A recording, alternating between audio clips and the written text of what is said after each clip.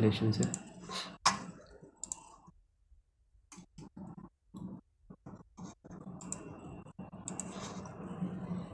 तो लिखते जाओ, इसके अच्छे नोट्स बनाना, बार बार रिवाइज करने पड़ेंगे ये। So we are starting with new chapter that is sets and relations. ठीक है। सर थोड़ा सा पढ़ा है मैंने ये चैप्टर, मेरे पे आर.डी. शर्मा है तो मैंने थोड़ा सा पढ़ा था ये मैथ, पर कुछ ज़्यादा समझ में नहीं आया था। वो पढ़ के समझ में नहीं आता, बस तुम सुनते जाओ और लिखते जाओ। तो सबसे पहले हम सेट्स पढ़ते हैं। इस चैप्टर के दो पार्ट्स हैं, एक तो सेट्स और एक relations. So we are studying first sets. तो सेट क्या होता है, सबसे पहले तो इसकी डेफिनेशन समझते हैं। पहला पॉइंट लिखो, set is a well defined collection of objects हो सकते हैं, वो नंबर्स हो सकते हैं, कुछ भी हो सकते हैं। उन ऑब्जेक्ट्स को हम एलिमेंट्स ऑफ सेट बोलते हैं, या आसान शब्दों में मेंबर्स ऑफ सेट बोलते हैं। तो ऑब्जेक्ट्स बोल लो, थिंग्स बोल लो, एलिमेंट्स बोल लो, मेंबर्स बोल लो, सब एक ही बात है। अच्छा, क्या बोला गया, वेल डिफाइंड, जैसे ऐसी डेफिनेशन होनी चाहिए उसके मेंबर्स की जो किसी पैटर्न में लाई कर रही हो ना, वेल डिफाइंड हो। जैसे for example, set of all states in India.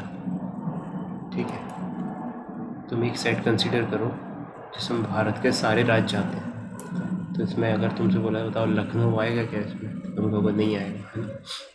इसमें महाराष्ट्र आएगा क्या, तो आएगा। तो जो स्टेट है वही आएंगे इसमें, वेल डिफाइंड है ये। लेकिन कोई बोले, फॉर एग्जांपल देखते हैं कि सेट ऑफ ऑल ना कहे तो set of tall people on this planet. ठीक है, तो set of tall people on the planet, तो क्या ये वेल डिफाइंड है, तो कहेंगे नहीं। क्यों, टॉल तो एक कॉन्सेप्ट है, एब्सोल्यूट टॉल और एब्सोल्यूट बॉटम का कुछ डेफिनेशन नहीं होता। टॉल और बॉटम तो एक रिलेटिव चीज़ है। तो अब जैसे बोले इसमें श्याम आएगा क्या इस सेट में, तो हमें कुछ कह नहीं सकते क्योंकि वेल डिफाइंड डेफिनेशन नहीं है सेट की। तो ये सेट नहीं होगा और ये सेट होगा। ये समझ में आ गया वेल डिफाइंड का मतलब, वेल डिफाइंड होना चाहिए। फिर सेकंड लिखो, सेकंड में बोल रहा है कि सेट को हम इन नंबर्स, इन लेटर से डिनोट करते हैं, capital A, capital B, capital C and so on. और उसके अंदर जो एलिमेंट्स हैं, सेट के अंदर के एलिमेंट्स को या मेंबर्स को हम स्मॉल लेटर से डिनोट करते हैं, small A, small B, small C and so. कुछ हार्ड एंड फास्ट रूल नहीं है ऐसा। जैसे अगर उसने स्मॉल ए करके ऐसे बोल दिया कि स्मॉल एक सेट है, कैपिटल ए एक मेंबर है, तो हम मानना पड़ेगा ये, है ना। तो ये तो जनरल ऐसी बस, ताकि हम कहीं देखें तो कोई टेंशन ना हो। बुक्स में ऐसे रिप्रेजेंटेशन होता है। So this is representation in books. ठीक है, अब एक और सिम्बोलिज्म देखते हैं कि जैसे फॉर एग्जांपल एक एलिमेंट है ए, वो सेट ए का हिस्सा है। ठीक है, element is A which belongs to set A. तो हम इसको शब्दों में कैसे बोलेंगे, इस वाक्य को हम शब्दों में बोलेंगे कि A belongs to capital A, the element belongs to capital A. ठीक है, अब इसको भी हम मैथमेटिकल सिंबॉलिज्म में लिखते हैं, A belongs to A, where this symbol means belongs to. ठीक है, तो मिला के हम अगर ये हमारे सामने आ जाए तो समझ जाना क्या बोला है, small A is the element which is in the set capital A. ठीक है, या इसका नेगेशन प्रस्तुत करना है, let's say B does not. Sir एक बार फिर से बोलेंगे, आपकी आवाज कट गई थी। हाँ सर कट गई थी। हाँ देखो, जस्ट ये रिप्रेजेंटेशन है, ये एक सिंबल होना है ना जो मैंने, इसका मतलब होता है बिलोंग्स टू, है ना। इसका मतलब क्या है, इसका मतलब है कि स्मॉल ए जो है वो एलिमेंट है, और वो किस एलिमेंट में है, वो सेट ए में है, कैपिटल ए में। ठीक है, तो इसका नेगेशन देख रहे हैं। मान लो सपोज एक एलिमेंट है बी, स्मॉल बी, उसको बोलना है कि हमें सेट सी में लाई नहीं करता। ठीक है, तो इसको कैसे बोलेंगे, इसको बोलेंगे B does not belong to C, ऐसे बोलेंगे इसे। और इस सिम्बॉलिज्म में इसको, जैसे इक्वल टू का सिंबल ऐसा होता था, नॉट इक्वल टू के सिंबल के लिए क्या लगाते थे, ऐसे नॉट इक्वल टू लगा देते थे और काट देते थे। वैसे यहाँ बिलोंग का अपोजिट बताना है हमें कि डज नॉट बिलोंग, तो उसका सिंबल होगा B does not belong to C. तो ये सिम्बॉलिज्म हमें याद रखना है। तो जैसे एग्जांपल लिखो, एक ऐसे दिया हुआ है, A is a set of all natural numbers. A is a set of all natural numbers, सभी नेचुरल नंबर्स आते हैं इस सेट में। तो कोई बोले बताओ 5 बिलोंग्स टू ए, सही बात है क्या? हम कहेंगे हाँ सही बात है, क्योंकि 5 एक नेचुरल नंबर है। लेकिन कोई बोले 3.2 बिलोंग्स टू ए, ये सही बात है क्या? नहीं है सही बात। क्यों?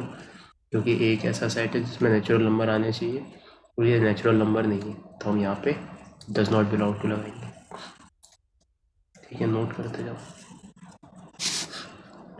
फिर थर्ड पॉइंट, थर्ड हो गया पॉइंट, फोर्थ पे आ जाते हैं। फोर्थ पॉइंट में बोल रहा है कि सेट को रिप्रेजेंट कैसे करते हैं। सो लेट्स सी रिप्रेजेंटेशन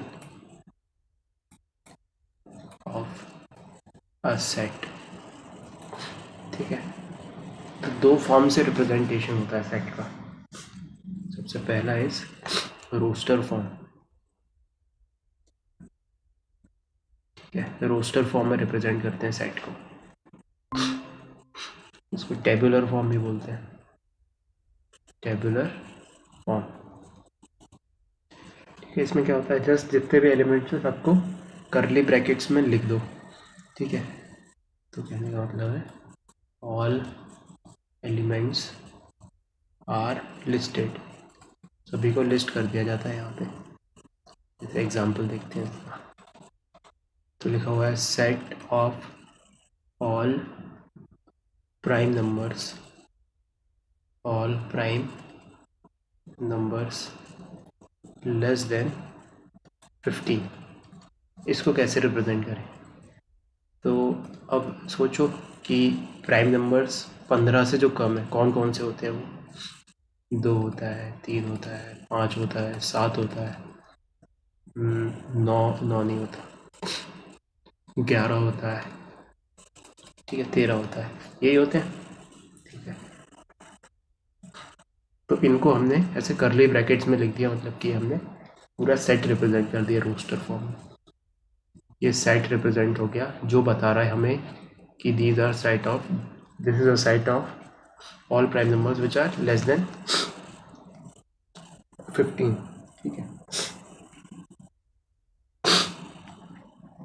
अच्छा, तो इसमें बात क्या ध्यान रखनी है कि ऑर्डर डज नॉट मैटर, किसी भी ऑर्डर में रखो। जैसे हमने 2 3 5 ऐसे लिखा है, ऐसे ना लिखते हुए 11 13 7 5 2 3 लिख देते, तब भी वो एकदम सेम चीज़ ही रहती है, ऑर्डर का कोई चक्कर नहीं है। ठीक है, so first point is order does not matter. ठीक है, जनरली लिखते हम ऑर्डर में ही है ताकि हमारा दिमाग अच्छे से प्रोसेस कर पाए इंफॉर्मेशन को। लेकिन अगर सर हम लोग बोल रहे हैं, आपको आवाज नहीं आ रही। हाँ वो आवाज़ नहीं आ रही,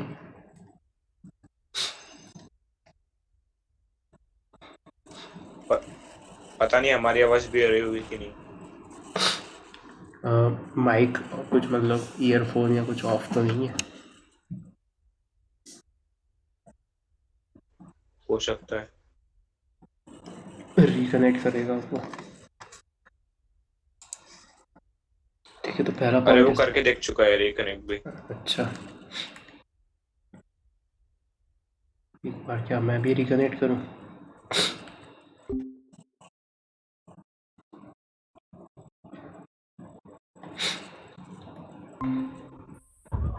बहुत ज्यादा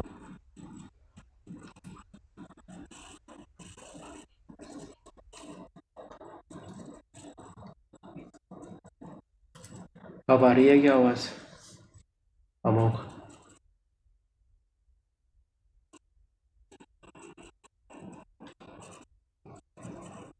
तुम भी कुछ बोलो अपने माइक को ऑन करके।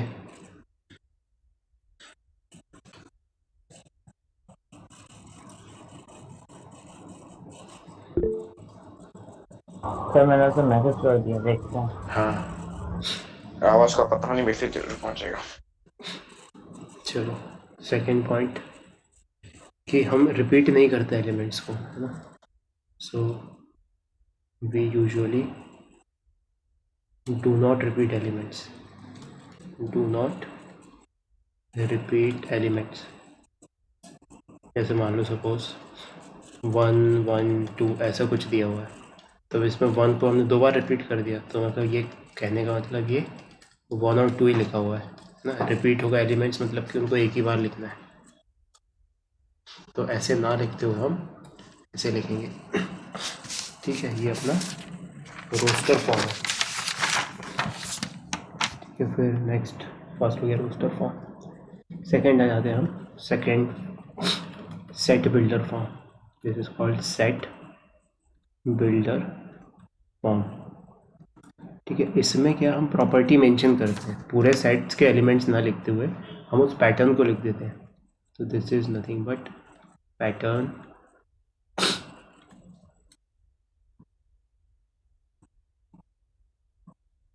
और प्रॉपर्टी।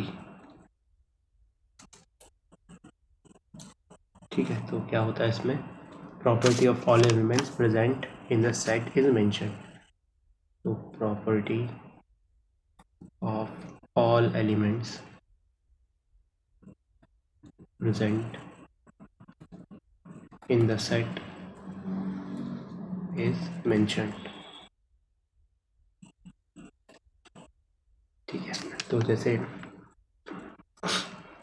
कैसे तरीका है इसको लिखने का कि हमने ऐसे करली ब्रैकेट्स लगाया। लेट्स से कोई एक एलिमेंट है x, उसको हमने ऐसे डबल स्टार लगा के कॉलम लगा के ऐसे प्रॉपर्टी लिख दी यहाँ पे, तो ये हमारा सेट बिल्डर फॉर्म हो गया। जैसे एग्जांपल ऐसे लिखा है x which satisfy this properties x square minus 4 is equals to 0। तो ये सेट बिल्डर फॉर्म है। ठीक है, अब इसको इस इक्वेशन इस प्रॉपर्टी या इस पैटर्न को कौन कौन से x सेटिस्फाई कर रहे हैं, इसको केवल 2 x सेटिस्फाई कर रहे हैं, एक -2 और एक +2। यानी कि अगर इसको हम रोस्टर फॉर्म में लिखें तो 2 ही एलिमेंट्स आएंगे, दैट इज -2 और +2। ये है अपना रोस्टर फॉर्म। ठीक है, so this x is the element and this property is the property which is satisfied by element। ठीक है, एक दो लिख के देखेंगे अभी, अब क्लियर हो जाएगा।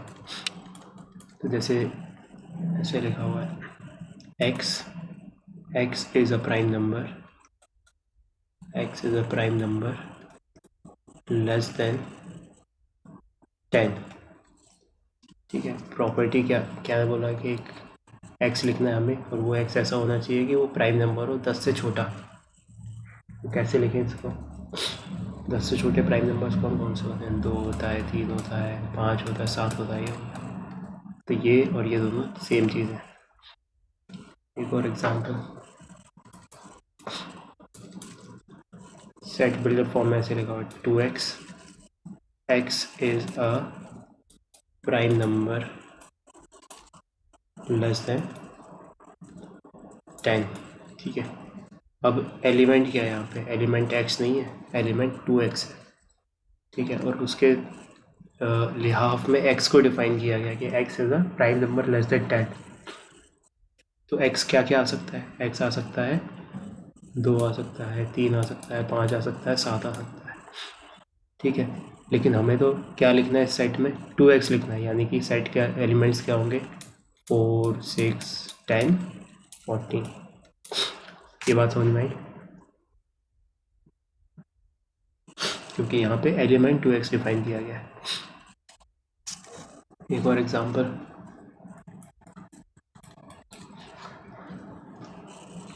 एक्स स्क्वायर एलिमेंट डिफाइन किया गया और प्रॉपर्टी है x is multiple of 3 less than 10 and x is a natural number. ठीक है, तो एलिमेंट क्या है यहाँ पे? एलिमेंट है एक्स स्क्वायर जो हमें अपने सेट रोस्टर फॉर्म में लिखना है। अब उसके लिहाफ पे क्या डिफाइन किया गया? X is a multiple of 3 less than 10, यानी कि एक्स क्या क्या हो सकता है? एक्स हो सकता है मल्टीपल ऑफ 3 होना चाहिए, और जो लेस देन 10 हो। ठीक है, तो 3 हो सकता है, 6 हो सकता है, 9 हो सकता है। तो ये वाला सेट क्या होगा? एक्स स्क्वायर, यानी कि 3 का स्क्वायर 9, 6 का स्क्वायर 36, 9 का स्क्वायर 81। ये हो गया सेट। आई बात समझ में? Yes sure.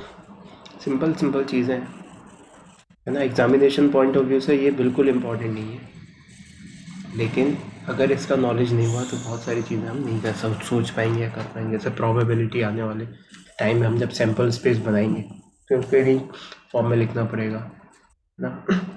तो ये इसलिए बहुत अच्छे से पढ़ो, मतलब इसकी प्रैक्टिस की ज़्यादा ज़रूरत नहीं है, बस बार बार रिवाइज करना ज़रूरी है। सो एम्प्टी सेट और नल सेट और वॉइड सेट, तो नाम से समझ में आ रहा है एम्प्टी मतलब खाली, कोई भी एलिमेंट ना हो अगर उसमें, उसको एम्प्टी सेट या नल सेट या वॉइड सेट बोलते हैं। ठीक है, तो this is a set which contains no element and is denoted by bracket लगा के खाली छोड़ दो, कुछ नहीं है उसमें, या ऐसे 5 से डिनोट कर दो। ठीक है, तो कहीं पर अगर ऐसे आगे लिखा हुआ 5 लिखा हुआ और ऐसे, तो ये एम्प्टी सेट नहीं है, this is not null set. ये एक ऐसा सेट है जिसका एलिमेंट 5 है, एक सिंबल है ये 5, है ना, this is not null set. इससे कंफ्यूज मत होना। एम्प्टी सेट लिखना है तो हम 5 के आगे ऐसे नहीं बनाते ब्रैकेट, केवल 5 लिख देते हैं, या ब्रैकेट बना के खाली छोड़ देते हैं। ब्रैकेट में कुछ भर दिया तब तो वो एम्प्टी सेट रहा ही नहीं। ठीक है, तो ये पॉइंट याद रखना। इसका एग्जांपल देख लेते हैं एक। Set of all natural number, set of all natural numbers less than 10 which are multiple of 13, ऐसे लिखा हुआ है। तो 10 से कम नंबर बताओ ऐसे जो 13 के मल्टीपल हो, तो वो कुछ भी नहीं। तो मतलब ये सेट क्या है? This is a null set और एम्प्टी सेट। ठीक है, फिर आ जाते हैं अपन नंबर ऑफ एलिमेंट्स पे। तो हाँ नवीन, मैंने कुछ पॉइंट लिखा नहीं। लिख लो, अच्छे से लिख लो।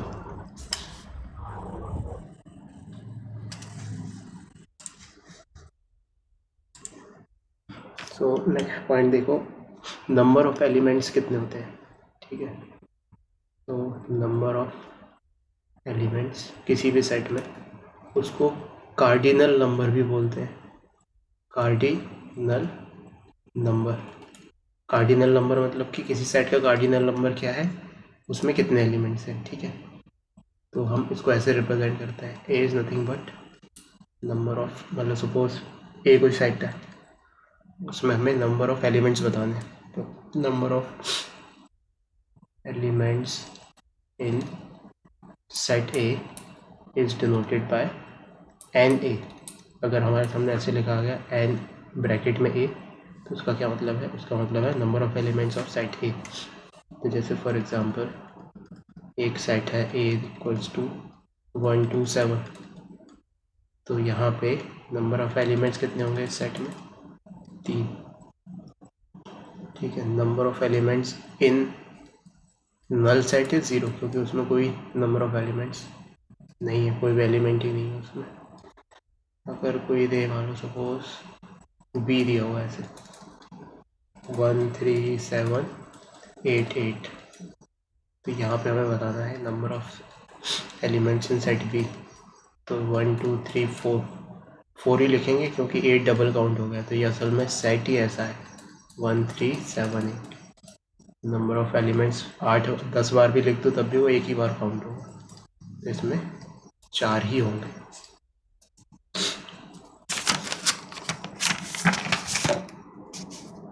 फिर आ जाते हैं हम नेक्स्ट पॉइंट, 7th पॉइंट। यहाँ पे देखते हैं कि इक्विवेलेंट सेट किसे बोलते हैं। सो नेक्स्ट लिखो इक्विवेलेंट सेट्स। इक्विवेलेंट बोल रहा हूँ ना, इक्वल नहीं बोल रहा। इक्वल सेट बोलते हैं जो एकदम सारे एलिमेंट्स बराबर हो। इक्विवेलेंट सेट्स बोलते हैं जिनके कार्डिनल नंबर बराबर हो या नंबर ऑफ एलिमेंट्स बराबर हो। तो देखो इसमें 2 sets are called equivalent if their cardinal numbers is same. Their cardinal number is same. ठीक है, तो जैसे 3 सेट लिखे हमने, एक ए लिखा जो है 1 2 3, एक बी लिखा जो है ए बी एफ, एक सी लिखा जो है 1 2 3 4। ठीक है, ये करली ब्रैकेट्स हैं ना, अच्छे से बनाना पड़ेंगे इनको करली ब्रैकेट्स, क्योंकि अगर नॉन करली ब्रैकेट्स बना दें तो वो इंटरवल कंटिन्यूस इंटरवल रिप्रेजेंट करता है, ये डिस्क्रीट एलिमेंट्स रिप्रेजेंट करता है। ठीक है, तो करली ब्रैकेट्स बनाने अगर डिस्क्रीट एलिमेंट्स लिखूँ तो यहाँ पे ए और बी में सेम नंबर ऑफ एलिमेंट्स है, तो हम लिखेंगे equivalents A and B are equivalents. ठीक है, ए और सी इक्विवेलेंट है क्या? नहीं, क्योंकि ए में 3 है और इसमें 4 है। ए सी आर नॉट इक्विवेलेंट। और बी और सी भी not equivalent, number of element same नहीं है। नोट करते जाओ।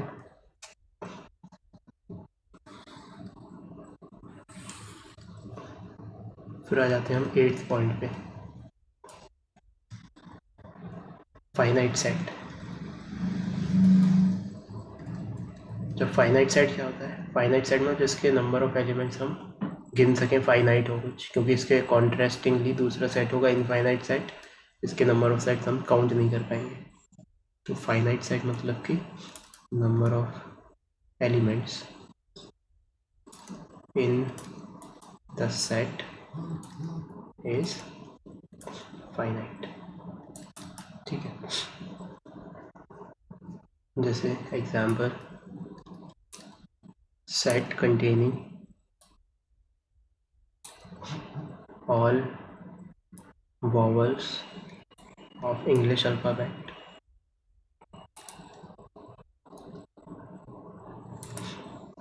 कि कितने वॉवल्स होते हैं? 5 वॉवल्स होते हैं, तो सेट फाइनाइट है ना। लेकिन अगर जिनको काउंट नहीं कर, काउंटलेस हो जाए जो, वो कहलाता है इनफाइनाइट सेट। सो नेक्स्ट लिखो इनफाइनाइट सेट। तो number of elements in the set is infinite। ठीक है, जैसे इसका example set of all natural numbers, set of all natural numbers, या set of all prime numbers, set of all prime numbers. तो natural number लिखने जाओगे तो लिखोगे 1 2 3 4, ऐसा कहाँ तक लिखोगे, है ना, इनफाइनाइट होंगे वो तो। 1 करोड़ तक भी लिख के अगर हम रुक जाएं कि हाँ भाई 1 करोड़ तक ही होते हैं, कुछ ऐसा सेट बना देते हैं हम जिसमें 1 करोड़ एलिमेंट है, तब भी वो फाइनाइट होता है ना। फाइनाइट तो एक इनफाइनाइट तो एक नोशन है जो मतलब काउंटलेस है। 1 करोड़ भी फाइनाइट है, लेकिन जैसे यहाँ पे लिखा हुआ है set of all natural numbers, तो इसमें 1 करोड़ होंगे नहीं, 1 करोड़ से ज़्यादा कोई भी नंबर बोलो तो मुझसे ज़्यादा ही होंगे, 10 करोड़ से भी ज़्यादा होंगे, 20 करोड़ से, तो इसलिए इनफाइनाइट है। सिमिलरली प्राइम नंबर्स भी इनफाइनाइट है।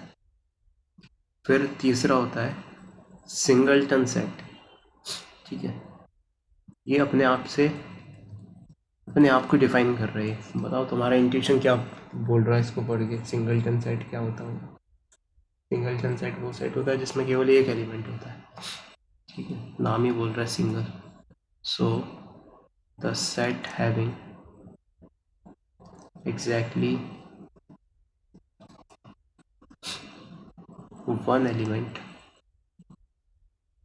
is called singleton. ठीक है, एग्जाम्पल, एक सेट है जिसमें केवल 5 है, ये सिंगलटन सेट है। और एग्जाम्पल ले सकते हैं, एक सेट है जिसमें केवल ए एलिमेंट है।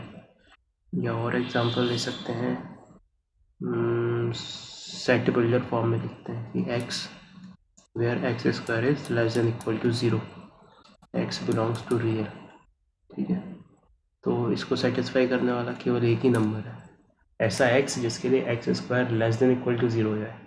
एक्स स्क्वायर x अगर रियल नंबर है तो एक्स स्क्वायर हमेशा पॉजिटिव होगा, है ना, या 0 हो सकता है किस केस में, जब 0 तो लेस देन इक्वल टू 0 हुआ तो this should be equal to 0, तो केवल एक ही x आ सकता है जो इसको सेटिस्फाई करे, दैट इज 0।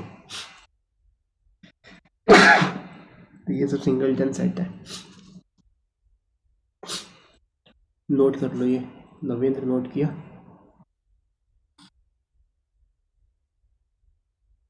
सिंगलटन देख लिया। अब नेक्स्ट देखते हैं equal set. This point is 9th point. Equal sets, equal set कौन से सेट हैं जो बराबर हो, तो सारे एलिमेंट्स अगर बराबर हो तो वो इक्वल सेट्स कहलाएंगे। तो 2 sets A and B are called equal sets if their all elements are same, or in other words all elements of A are present in B and all elements of B are present in A। ठीक है, तो जैसे एक example लेते हैं, एक set दिया हुआ है रोस्टर फॉर्म में 3, 5, 7। एक दूसरा सेट दिया हुआ है B सेट बिल्डर फॉर्म में, S is defined as X and X की प्रॉपर्टी है X is odd prime less than 10। ठीक है, तो इसको अगर अपन रोस्टर फॉर्म में लिखें तो क्या होगा, X एक ऐसा नंबर है जो ऑड हो, प्राइम हो और 10 से कम हो, तो 3 होगा, 5 होगा और 7 होगा। तो जैसे लिखा देखा कि A और B बराबर आ गए, तो है therefore A is equals to B, ऐसा लिख सकते हैं। ठीक है, सिंपल सी चीज़ है, बहुत ही ऑब्वियस।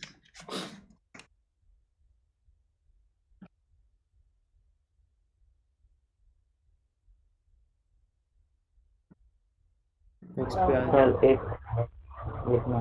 हाँ लिख लो, 10th सबसेट। तो सबसेट जो है वो कुछ ऐसे डिफाइन होता है, पहले लिखो A is called subset of B if all elements of A are present in B। तो अगर ए के सारे एलिमेंट्स बी में प्रेजेंट हैं तो हम कहेंगे ए बी का सबसेट है। जैसे फॉर एग्जांपल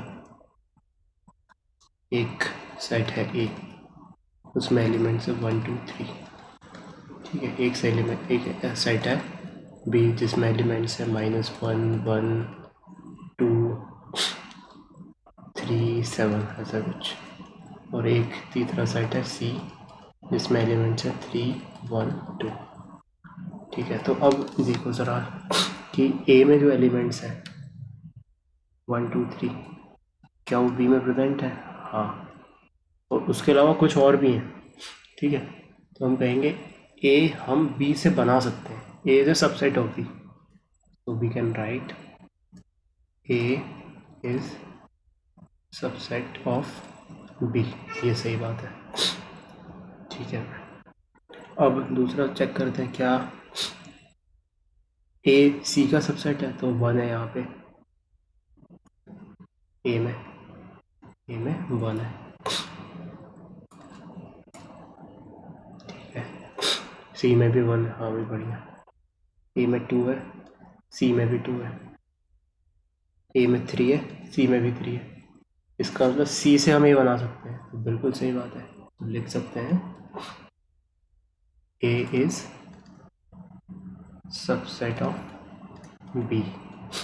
अच्छा, ए से सी बनाया जा सकता है, नॉट सी, ये तो वही लिख दिया, ए सबसेट ऑफ सी। अच्छा, सी से ए बनाया जा सकता है क्या? तो हमने कहा बिल्कुल बनाया जा सकता है, तो इसका ऐसे भी लिख सकते हो, तो सी इज सबसेट ऑफ ए से बी बनाया जा सकता है, ऐसा लिख सकते हैं क्या? बी इज सबसेट ऑफ ए, मतलब ए से बी बनाया जा सकता है क्या? नहीं बनाया जा सकता, क्योंकि इसमें 1 2 3 है और यहाँ तो कुछ -1 और 7 भी चाहिए, तो ये स्टेटमेंट गलत है, ठीक है। ये तो हो गया हमारा ऐसी बात कि सबसेट किसे कहते हैं। अब सेकंड, अगर ऐसा कुछ सिचुएशन आ जाए कि ए और सी एक दूसरे के सबसेट हैं, इसका मतलब वो इक्वल होंगे, है ना। दो सेट्स अगर एक दूसरे के सबसेट हैं तो तभी हो सकता है जब वो इक्वल हो। तो इन दो पॉइंट्स को मर्ज करते हुए हम एक इम्पॉर्टेंट सेकंड पॉइंट लिख लेते हैं, जो कहता है if sets A and B are subsets of each other, then they are equal sets, ठीक है। अगर ए और बी दोनों एक दूसरे के सबसेट है, इसका मतलब वो दोनों बराबर है, ठीक है। Third, if all elements of A are present in B, then यानी मतलब कि A में जितने भी एलिमेंट्स हैं वो B में भी हैं, जितने एलिमेंट्स हैं A में वो B में हैं, तो हम कहेंगे कि A is subset of B and B is subset of A। ये जो सेकेंड पॉइंट है और जो थर्ड पॉइंट है, ये दोनों सेम पॉइंट है, अगर तुम गहराई से देखो तो। इन दोनों को अलग अलग तरीके से रिप्रेजेंट करने के दो तरीके हैं, ये आया समझ में? नोट करो इसे। फिर एक ठीक है, तो एक होता है वर्ड जिसे हम बोलते हैं प्रॉपर सबसेट,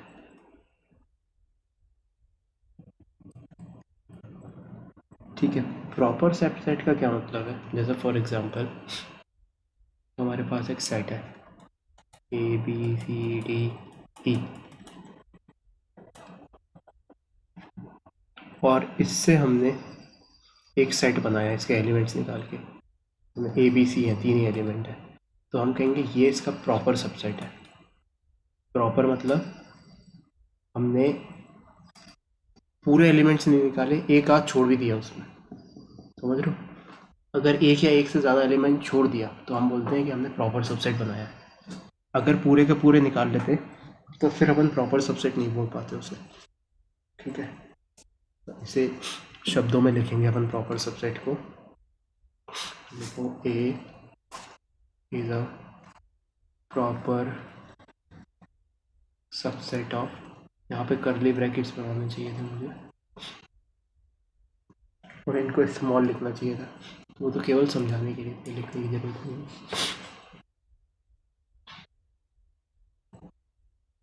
तो देखो इसमें A is a proper subset of B, then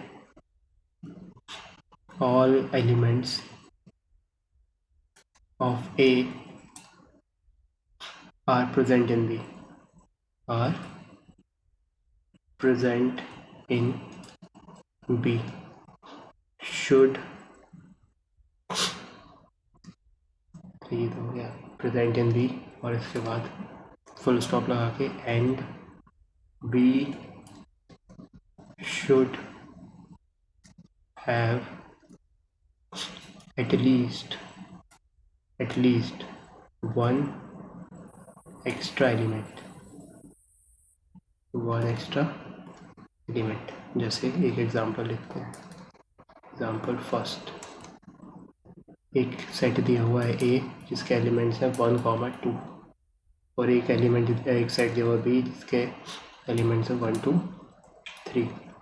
तो 3 से अगर बी से अगर अपन ए बनाए तो बन जाएगा आराम से, और 3 एक्स्ट्रा बच जाएगा। इसका मतलब A is a proper subset of B. तो इसमें अपन सारी चीज़ें लिख सकते हैं। सबसे पहले तो A is a subset of B, A is a proper subset of B,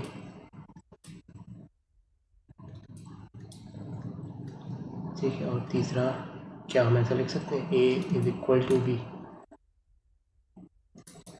तो नहीं लिख सकते हैं ना।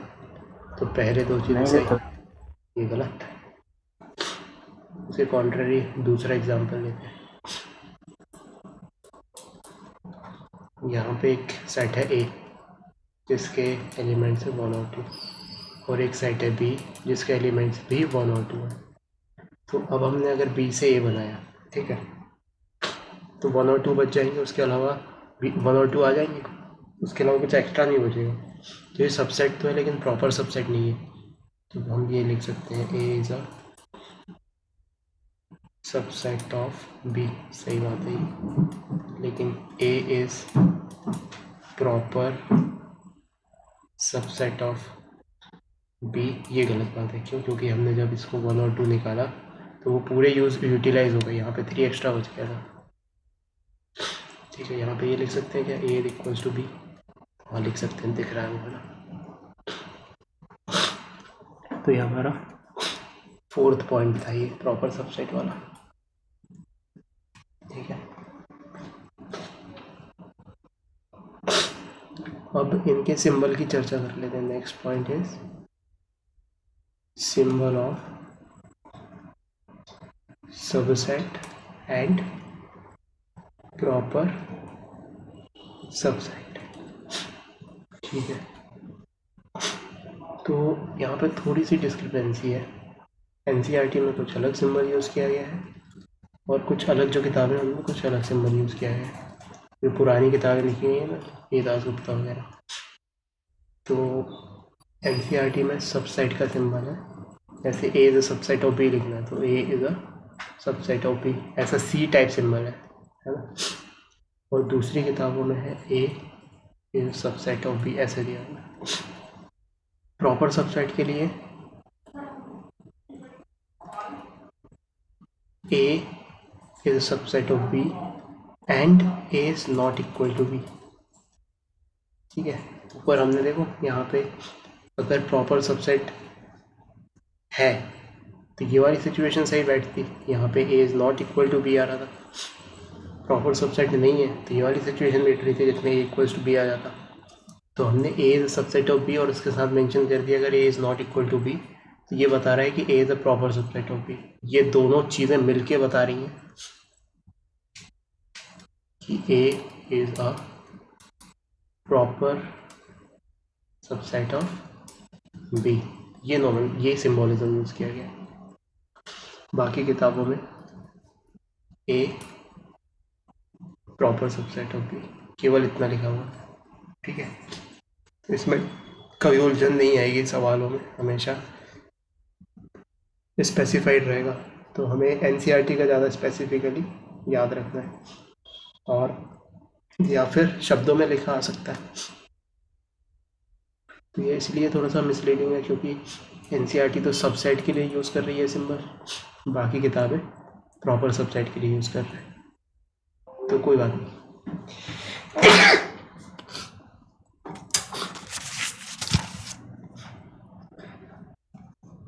अब कुछ नोट्स लिखते हैं इन सब चीज़ों से रिलेटेड। ये तो हो गए इतने टाइप के सेट होते थे, क्या होता था, कुछ इम्पोर्टेंट नोट्स लिखते हैं। ठीक है, तो वो पहला नोट है, if number of elements of set A is equals to m, then number of subsets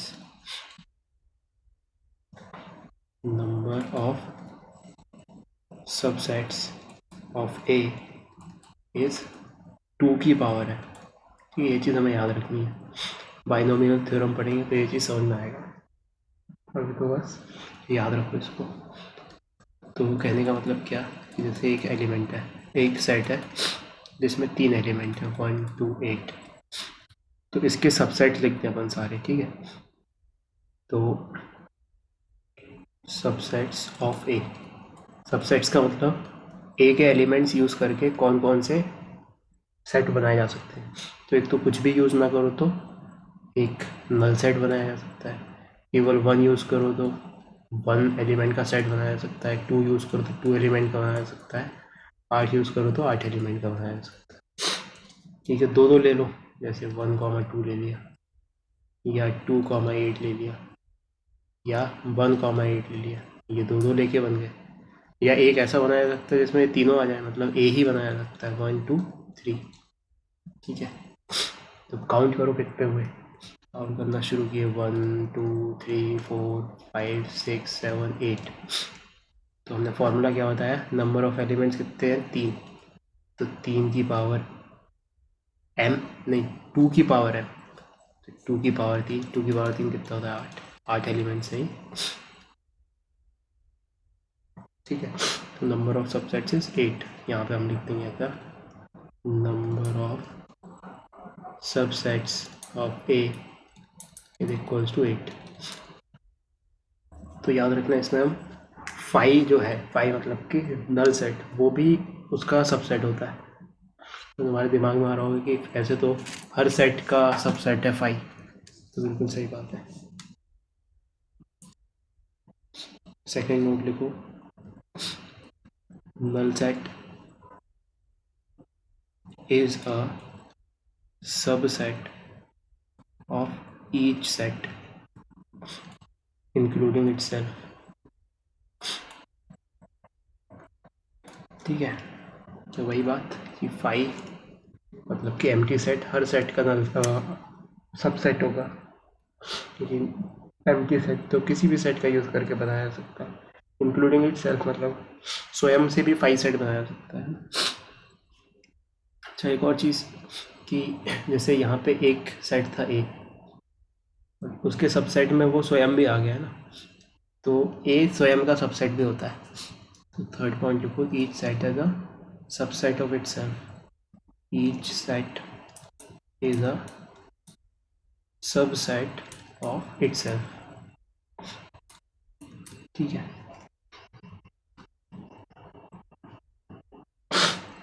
अच्छा फिर fourth point, intervals are subsets of real sets. Intervals are subsets of real sets. जैसे हम लिखते थे ना 3 से 5 यूनियन 10 से 8, तो वो सब जितने भी इंटरवल्स होते थे वो सबसेट होते थे रियल नंबर के। अच्छा, इस पर ओपन और क्लोज्ड की भी चर्चा कर लेते हैं। वैसे तो अब इसमें तुम मास्टर हो चुके हो, लेकिन जैसे ओपन इंटरवल है 3 से 7, ठीक है, इस ओपन का क्या मतलब है, हम यहाँ 3 रखेंगे, यहाँ 7 रखेंगे, 3 और 7 के बीच में सारे नंबर्स आएंगे और 3 और 7 नहीं आएंगे, इसलिए यहाँ पे ओपन ऐसे लगाया हुआ है। ठीक है, लेकिन बोले कोई क्लोज इंटरवल 3 से 7, क्लोज्ड इंटरवल 3 से 7, तो यहाँ पे 3 और 7 भी आ जाएंगे। ठीक है, तो उसको कैसे बनाएंगे, उसको ऐसे गाढ़े मतलब कि सॉलिड डॉट से बना देंगे। एक साइड ओपन हो सकता है, एक साइड क्लोज हो सकता है। 2,5 यहाँ से मान लो क्लोज है, यहाँ से ओपन है, तो कैसे बनाए, 2 यहाँ 5 यहाँ और यहाँ पे सॉलिड डॉट और यहाँ पे ओपन डॉट, ये बन गया। ठीक है, अब ये 2 से 5 के बीच में सारे नंबर्स को कंटेन कर रहा है, तो अपन बोलते हैं ये कंटिन्यूस सेट्स होते हैं। These are continuous sets. लेकिन जैसे कहीं ऐसा लिखा हो कहीं कि करली ब्रैकेट में 2,4,5, इसको अगर अपन को नंबर लाइन में प्लॉट करना है, तो 2 यहाँ 4 यहाँ 5 यहाँ, तो 2 4 5, बीच में कुछ नहीं आ रहा है ना, कंटिन्यूटी नहीं है, तो इसको बोलते हैं अपन डिसकंटिन्यूस या डिस्क्रीट सेट। डिसकंटिन्यूस ना कहते हुए डिस्क्रीट करना चाहिए। डिसकंटिन्यूस तो मतलब कि कंटिन्यूटी टूट रही हो, डिस्क्रीट मतलब कि एक पिंच पॉइंट 2 ही है, पिंच पॉइंट 4 ही है, पिंच पॉइंट 5 ही है। So these are discrete sets. ये चीज़ याद रखनी है। एक और टर्म आ जाती है लेंथ ऑफ इंटरवल, कि इंटरवल कितना लंबा है। सो लेंथ ऑफ इंटरवल, जैसे फॉर एग्जांपल ए से बी क्लोज्ड हो चाहे ओपन हो, चाहे एक साइड से क्लोज हो दूसरे साइड से ओपन हो, या पहले साइड से ओपन हो दूसरे साइड से क्लोज हो, इन सभी इंटरवल्स की लेंथ सेम होगी। कहाँ से कहाँ, बी से ए, यानी कि B minus A. So the length of interval is B minus A. जैसे यहाँ पे लेंथ ऑफ इंटरवल कितनी है, 2 से 5 के बीच में, ये वाली लेंथ कितनी है, ये वाली लेंथ इज 3। यहाँ पे 3 से 7 में लेंथ कितनी है, 4 है, तो लेंथ इज 4। यहाँ पे कितनी लेंथ है, यहाँ भी 4 है। ठीक है, डॉट की तो कोई लेंथ नहीं होती, डॉट की लेंथ एकदम 0 होती है, इस वजह से डॉट हो चाहे ओपन हो कोई दिक्कत नहीं है। ठीक है, जैसे 2 और 7 क्लोज्ड है दोनों साइड, इसकी लेंथ ऑफ इंटरवल क्या होगी, 7 - 2 दैट इज 5। 5 से 10 दोनों क्लोज्ड हो, इसकी लेंथ कितनी होगी, इसकी लेंथ भी 5। 3 से इन्फिनिटी, ठीक है, 3 से इन्फिनिटी इसकी लेंथ कितनी होगी, इसकी लेंथ हम नहीं बता सकते है ना, क्योंकि it does not exist. Infinity हो जाएगी लेंथ, इन्फिनिटी या डज नॉट एग्जिस्ट। तो जैसे इसको अगर प्लॉट करें अपन नंबर लाइन पे, तो ये क्या दर्शा रहा है, 3 से शुरू हो रहा है, 3 पे क्लोज्ड है, 0 क्लोज्ड, और फिर इन्फिनिटी तक जा रहा है। ठीक है, तो ऐसे दर्शा देंगे। अच्छा, इन्फिनिटी और माइनस इन्फिनिटी पे कभी क्लोज्ड इंटरवल नहीं आएगा, ओपन ही आएगा, क्योंकि वो वैल्यू अटेन नहीं हो सकती। तो एक बहुत इंपॉर्टेंट पॉइंट जो ऑब्वियस भी है, minus at infinity and minus infinity we will always use open interval। ठीक है, ये पॉइंट याद रखना है, नोट कर लो इसको।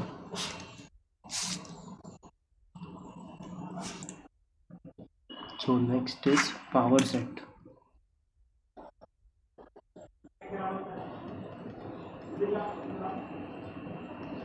पावर सेट एक ऐसा सेट होता है जिसमें किसी भी सेट के जितने भी सबसेट्स पॉसिबल हो उनका सबका मिलके सेट बना दिया जाए।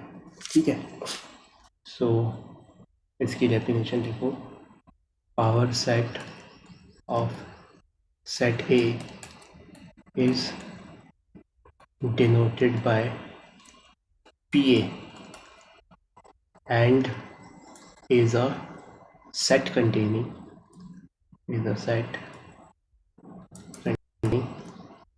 all subsets of set A।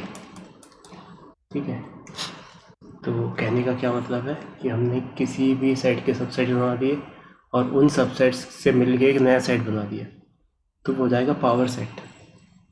तो इम्पॉर्टेंट पॉइंट क्या है कि मान लो सपोज नंबर ऑफ एलिमेंट्स कितने हैं किसी सेट में, लेट से m है, तो पावर सेट क्या है, उसके जितने भी सबसेट हैं उनका सेट। नंबर ऑफ सबसेट कितने होते हैं, 2 to the power m, so then number of elements of power set of A is 2 to the power m।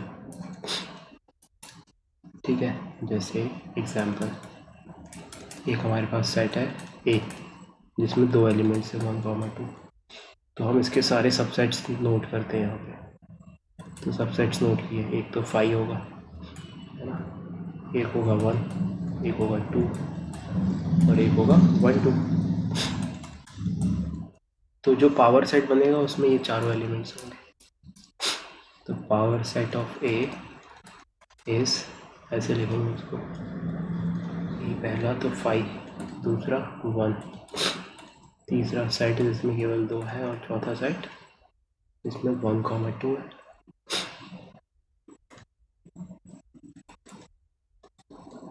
ठीक है, ये पावर सेट बन गया इसका। ठीक है, सबसेट और एलिमेंट अलग चीज़ें होती हैं। जैसे यहाँ पे ये एलिमेंट हो गया है ना, तो एक इम्पॉर्टेंट पॉइंट लिखो, सबसेट एंड एलिमेंट।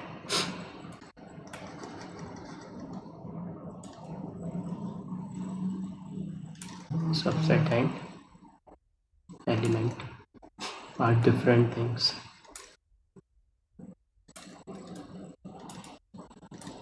ठीक है, जैसे फॉर एग्जांपल ए दिया हुआ है 3, 7, 11, तो हम कहें कि भाई 3 इसका एलिमेंट है, मतलब 3 बिलोंग्स टू ए। लेकिन ऐसा कहें अगर हम कि 3 इज अ सबसेट ऑफ ए, तो ये बात गलत हो जाएगी। ठीक है, सिमिलरली अगर कहें हम कि 3 का जो हमने 3 बाहर निकाल के एक सेट में रख दिया उसको, वो सबसेट ऑफ ए है क्या, तो हम कहेंगे हाँ। ठीक है, लेकिन 3 ब्रैकेट में बिलोंग्स टू ए, ये गलत बात है ना, ये ए का एलिमेंट नहीं है। ये किसका एलिमेंट है, ये तो पावर सेट का एलिमेंट है। आई होप ये चीज़ समझ में आ रही होगी। एक और एग्जांपल देख लेते हैं।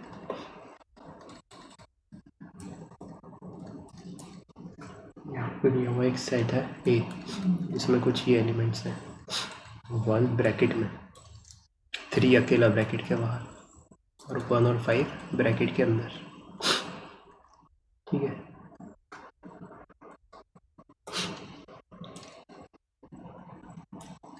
तो यहाँ पे गौर से देखो तो ये एक एलिमेंट है, ये एक एलिमेंट है और ये एक है, 3 एलिमेंट्स हैं इसमें ए में।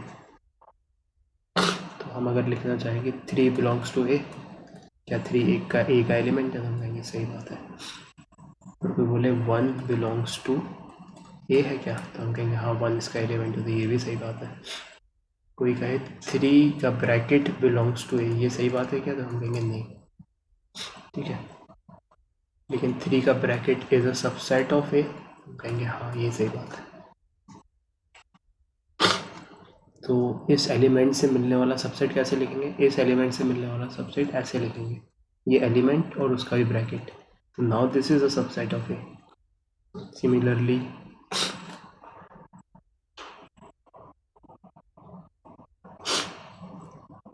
वन कॉमा 5 ये एक एलिमेंट है और उसका भी ऐसे ब्रैकेट लगा दिया, तो ये सबसेट है ए का।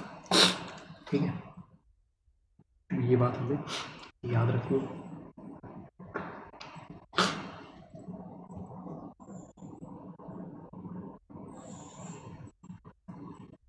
ठीक है, फिर आ जाते हैं हम नेक्स्ट पॉइंट पे,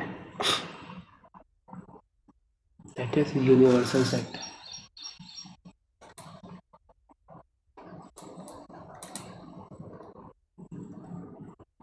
इसको यू से डिनोट करते हैं, यू के आगे थोड़ा सा ऐसा भी लगा दो, क्यों, क्योंकि आगे चल के हम यूनियन भी बनाएंगे, दोनों साइन में डिफरेंस समझ में आना चाहिए।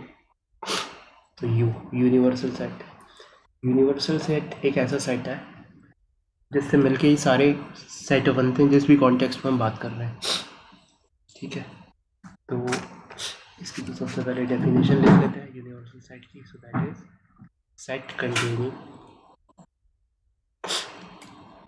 containing all possible elements in a given context.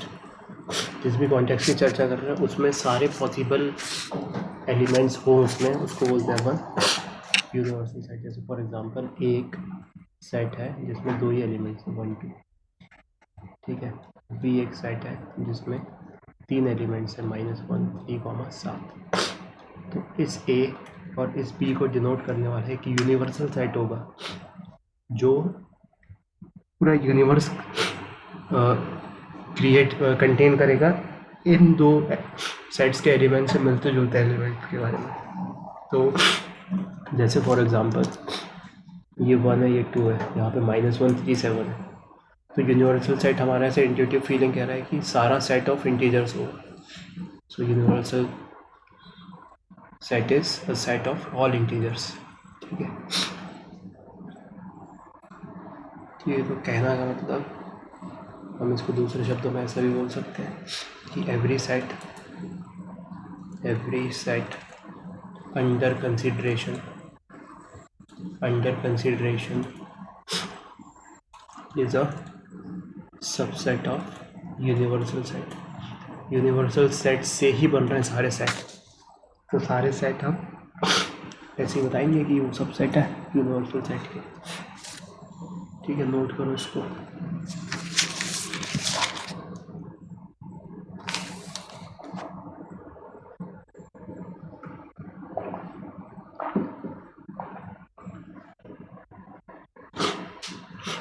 फिर आ जाते हैं अपन बहुत इंपॉर्टेंट चीज़ जिसको बोलते हैं Venn diagram. Let's move to Venn diagram.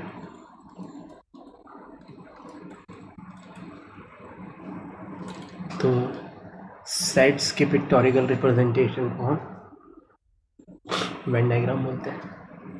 इसमें लिखो Venn diagram is a virtual representation, visual representation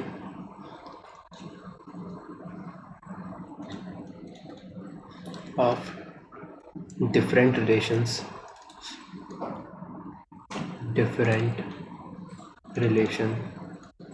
between sets. ठीक है, तो this is nothing but a mean to represent different relation between sets.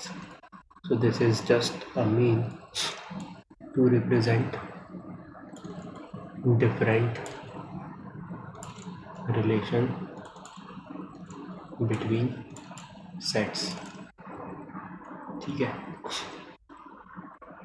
इसको 2 तरीके से रिप्रेजेंट कर सकते हैं. मतलब 2 तरीके से नहीं, यूनिवर्सल सेट को हम यू से बनाते हैं जैसे अभी दिखा ना. Rectangular is diagram is used to represent universal, और उसके अंदर हम इनसाइड दैट सर्कल्स बना देते हैं जो सेट्स के लिए यूज होते हैं और सेट्स. तो जैसे एक एग्जांपल दूंगा तो बहुत अच्छे से समझ में आया. डेफिनेशन समझ में आई चाहे नहीं आई. तो एक यूनिवर्सल सेट है, वो कुछ इन नंबर से बना हुआ है 1 2 3 6 7 9 10 11. ठीक है, एक सेट है ए जो यूनिवर्सल का सबसेट है, दैट इज 1 2 7 3. और एक सेट है बी जो है 6 7 9.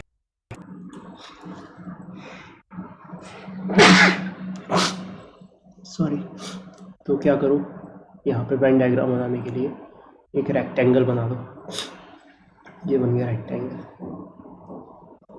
जिसमें दिस इज यूनिवर्सल सेट. तो इसको यू से मार्क कर दो. सॉरी.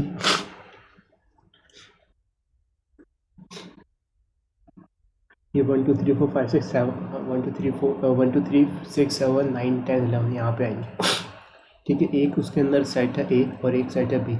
इनमें कोई कॉमन एलिमेंट है क्या? हाँ, 7 है कॉमन एलिमेंट है. इसका मतलब हम ए और बी बनाएंगे तो वो एक दूसरे को इंटरसेक्ट करेंगे। ये बन गया ए, ये बन गया बी।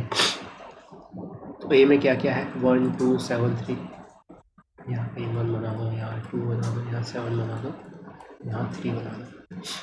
इसमें क्या है बी में 6 7 9, तो 7 कॉमन पोर्शन में आ रहा है, तो 7 हमको कॉमन पोर्शन में बनाना पड़ेगा यहाँ पे। बी में क्या क्या आ रहा है, बी में आ रहा है 6 7 हो गया और 9, बच क्या गया 1 हो गया, 2 हो गया, 3 हो गया, 6 हो गया, 7 हो गया, 9 हो गया, बचे 10 और 11। वो ना ए में आ रहे ना बी में आ रहे, और उन्हें कहीं पे बाहर बनाना 10 और 11। आया ये समझ में तरीका?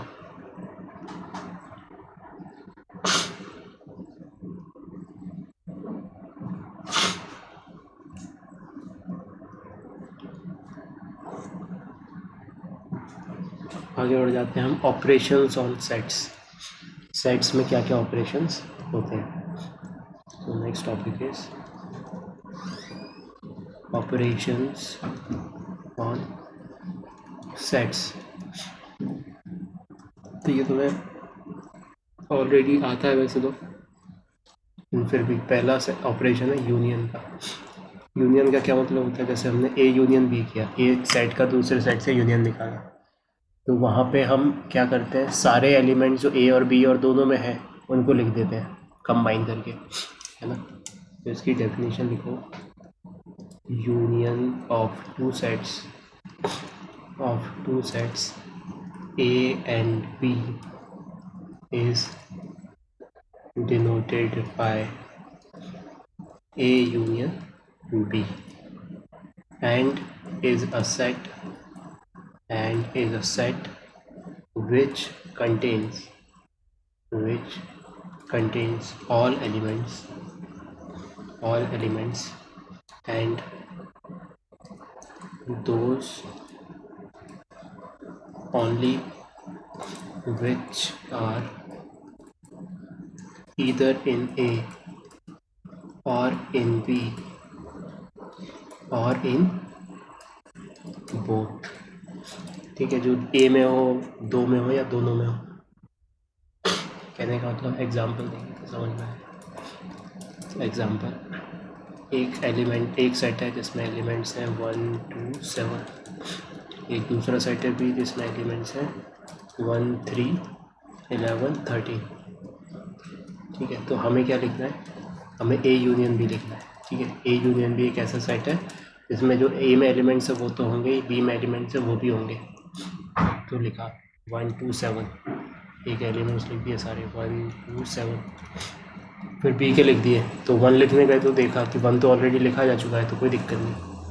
फिर 3 11 13, तो 3 11 13, ये हो गया ए यूनियन बी। अगर इसका अपन वेन डायग्राम बनाए, so for this situation Venn diagram, ठीक है, तो यूनिवर्सल सेट है, उसको रेक्टेंगल से बना दिया। ठीक है, उसके एलिमेंट्स हमको पता नहीं, कोई बात नहीं। फिर ए और बी में कुछ कॉमन है क्या, हाँ कॉमन है। इसका मतलब ए और बी का जो सर्कल बनाएंगे वो एक दूसरे को टच करेगा, तो मतलब कि इंटरसेक्ट करेगा थोड़ा सा। ये बन गया ए, ये बन गया बी। ठीक है, अब ए में क्या कॉमन, 1 यहाँ पे आएगा, बचा हुआ 2 और 7 यहाँ कहीं पर जाएगा, यहाँ 7 यहाँ पे। बी में 1 तो आ गया, 3 11 एंड 13 में जाएगा, 3 11 एंड 13। तो ए यूनियन बी क्या है, ए यूनियन बी इन सब से मिलकर ये बना हुआ है ना। ए यूनियन बी की अगर अपन बाउंड्री मार्क करें, तो ए यूनियन बी की बाउंड्री मार्क कर रहा हूँ मैं, देखना।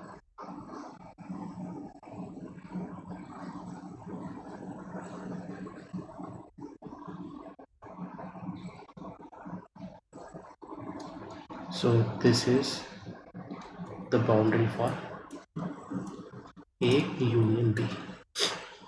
इसका मतलब उसके अंदर A भी आ गया, B भी आ गया और उनका कॉमन पोर्शन भी आ गया, ये A यूनियन B है। ठीक है, एक और एग्जांपल देखते हैं। एक और एग्जांपल कुछ ऐसा दिया हुआ है, A is 1 2 7 and B is 3 11 10। ठीक है, तो यहाँ से अगर A यूनियन B निकाला जाए तो कैसे निकालेंगे A यूनियन B? 1 2 7 1 2 7 फिर 3 11 10। तो इसमें कुछ कॉमन ही नहीं है, तो बढ़िया, कोई बात नहीं, 3 11 10। इसका वेन डायग्राम बनाया जाए।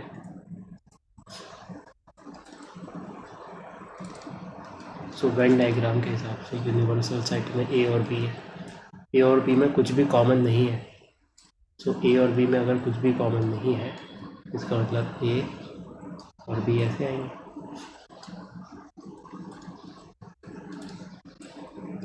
ठीक है, A में क्या 1 2 7, तो 1 2 7। B में क्या 3 11 10, 3 11 10।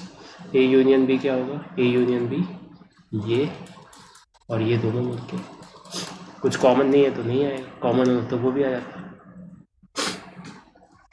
ठीक है, इतनी सी बात नहीं थी। एक और एग्जांपल देखते हैं इसका।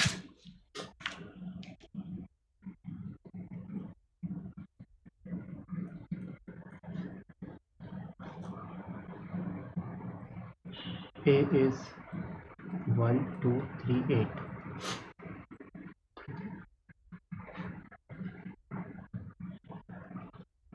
and B is 2 8। ठीक है भाई, इन दोनों का यूनियन किया, सो A यूनियन B। तो A यूनियन B देखो 1 2 3 8 आ गए, तो 1 2 3 8। तो B में लिखने के लिए जाएंगे अगर, तो 2 और 8 लिखना चाहेंगे तो ऑलरेडी आ चुका है, इसका मतलब यही रहेगा A यूनियन B। तो इसका मतलब B में देखो, B प्रॉपर सबसेट है A का। प्रॉपर सबसेट मतलब कि वेन डायग्राम में कैसे बनाए?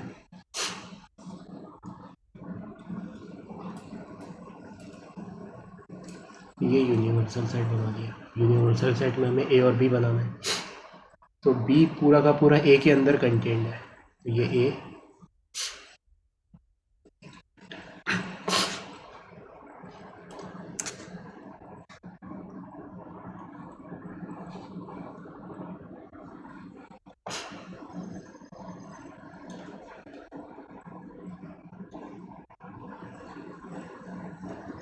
ये यूनिवर्सल सेट है। B A के अंदर पूरा कंटेंट है, मतलब कि A यहाँ पे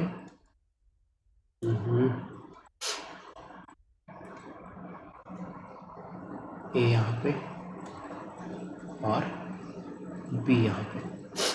ये A हो गया, B B हो गया। A में क्या है? A में है 1 2 3 8, सो 1 2 3 8। लेकिन 2 और 8 तो B के अंदर है, तो इसको B के अंदर होना चाहिए। मिटा दो 8 को, बता दो 2 और 8 यहाँ पे रख दो, तो यहाँ पे A के अंदर है पूरा का पूरा B। ठीक है, तो ये हमारा ऐसे हो जाएगा। तो यूनियन देख रहे हैं मेरा। फिर देखते हैं लॉज फॉलोइंग यूनियन। यूनियन कौन से लॉ फॉलो करता है?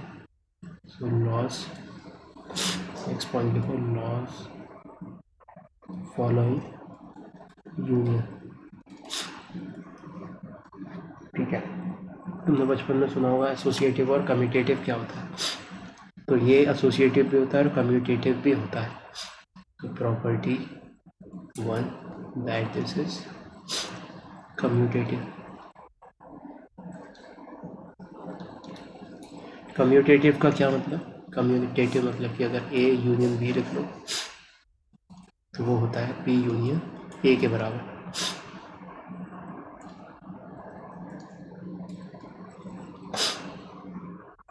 A union B is B union A। मतलब कि ऑर्डर इम्पोर्टेंट नहीं है, B यूनियन A कर रहे हो या A यूनियन B कर रहे हो। जैसे एडिशन कम्यूटेटिव होता है क्या?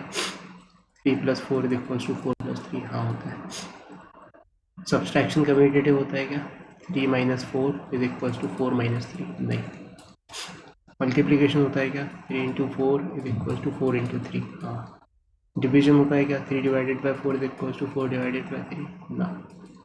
तो जहाँ पे ऑपरेशन में ऑर्डर महत्वपूर्ण है हम बोलते हैं कि वो नॉन कम्यूटेटिव होता है, लेकिन अगर ऑर्डर का कोई महत्व नहीं है, कुछ भी कर लो, तो वो कम्यूटेटिव होता है। तो ये यूनियन कम्यूटेटिव है, ठीक है। जैसे इसका एग्जांपल से दिखाओ 1 2 3, ये सेट ए है और दूसरा सेट दिया हुआ है बी, दैट इज 2 7 9। तो ए यूनियन बी निकालने जाओ, क्या करोगे, 1 2 3 लिखोगे, 1 2 3 बी पे पहुंचोगे, फिर बी में 2 ऑलरेडी हो चुका है, फिर 7 और 9, तो 7 और 9 लिख दोगे। दूसरे मेथड से बी यूनियन ए किया दूसरे बार, 2 7 9 बी लिख दिया पहले, 2 7 9, फिर इस पर 1 2 तो ऑलरेडी हो चुका है, तो 1 और 3, तो देखो ये दोनों सेट सेम है। उसको मिला के याद रखना है कि कम्यूटेटिव होता है। दूसरी प्रॉपर्टी ये एसोसिएटिव भी होता है।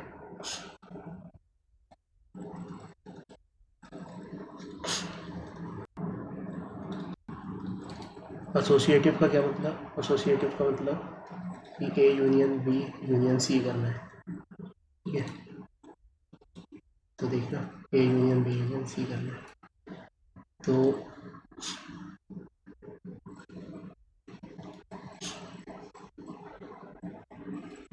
तो पहले चाहे ए यूनियन बी निकाल के उसका सी के साथ यूनियन निकालो, या पहले बी यूनियन सी निकाल के ए के साथ निकालो, बात बराबर होगी। इसको एसोसिएशन बोलते हैं अपन।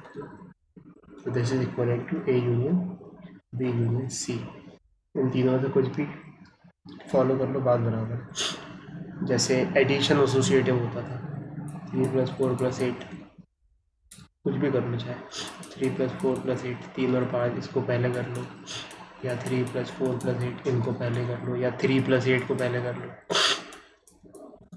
ये कोई दिक्कत नहीं है। तो ये एसोसिएटिव होता है एडिशन। सब्सट्रैक्शन एसोसिएटिव नहीं होता, 3 - 4 - 8। तो ऐसा अब ये लिखना गलत है, क्योंकि 3 - 4 - 8 के तो कुछ और आंसर आएगा। 3 + -4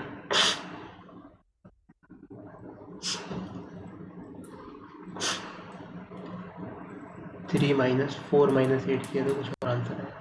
तो ये कम्यूटेटिव, ये एसोसिएटिव नहीं है। तो वैसे ही रिवाइज हो जाए तो मैं कम्यूटेटिव एसोसिएटिव इसलिए बता रहा हूँ। मल्टीप्लिकेशन होता है एसोसिएटिव, 3 × 4 × 8, चाहे कुछ पहले इनको कर लो, या पहले इनको कर लो, या पहले इनको कर लो, बात बराबर रही। लेकिन डिवीजन नहीं होता, 3 / 4 / 7, इसमें पहले ये किया तो कुछ और आंसर आएगा। 3 / 4 / 7 पहले इनको करिए तो कुछ और आंसर आएगा। तो ये सेम नहीं है, ठीक है। इसलिए ऐसा माइनस हो गया तो यहाँ ब्रैकेट स्पेसिफाई होना चाहिए कि क्या करें हम पहले। सिमिलरली अगर ऐसे लिखा हुआ 3 / 8 / 95, तो अब बोले बताओ इसका क्या आंसर है, तो बोले तुम बता ही नहीं सकते इसका आंसर, क्यों, स्पेसिफाई तो करो पहले क्या करना है। So this is meaningless. 3 / 8 / 7 वो आते हैं ना फेसबुक पे, इंस्टाग्राम पे, कि बताओ इसका आंसर क्या होगा, सही जवाब देने वाले को तो ऐसा लिखा रहता है 95% people fail to give this answer. तो अगर ऐसा लिखा हुआ है तो गलत है, क्योंकि अब हमें ऑर्डर ही नहीं पता पहले क्या करें। सो दिस इज़ मीनिंगलेस, ठीक है। तो ये तो बात हो गई कि एसोसिएटिव होता है अपना यूनियन।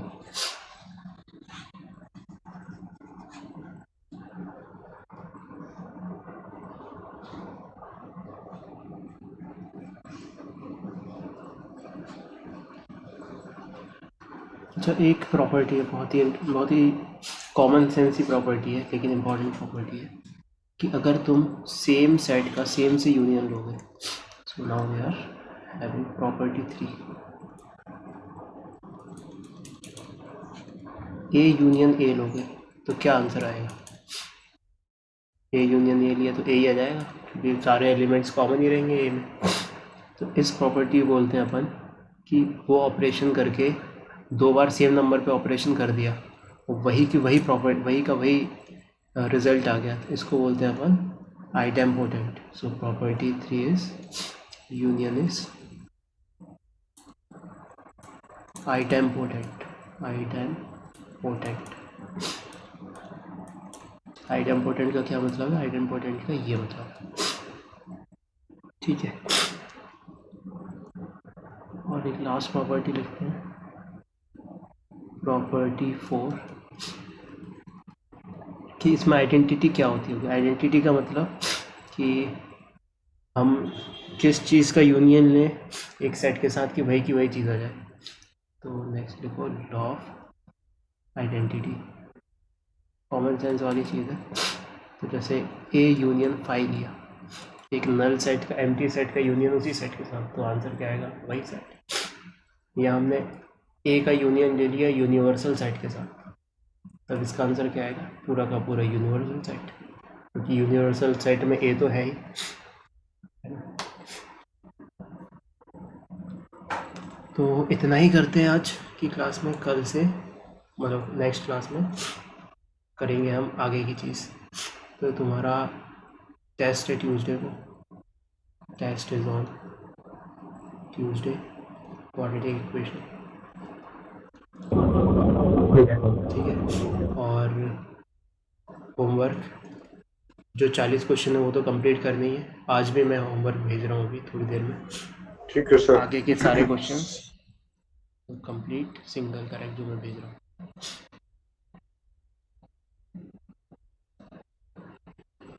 और कितने बजे टेस्ट है?